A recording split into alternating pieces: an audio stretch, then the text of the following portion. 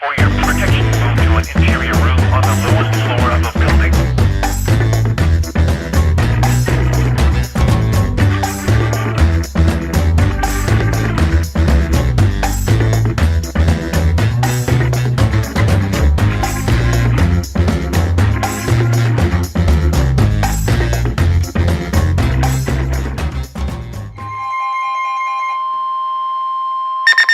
The National Weather Service in Pueblo has issued a severe thunderstorm warning for north central El Paso County and east central Colorado until 2:30 p.m.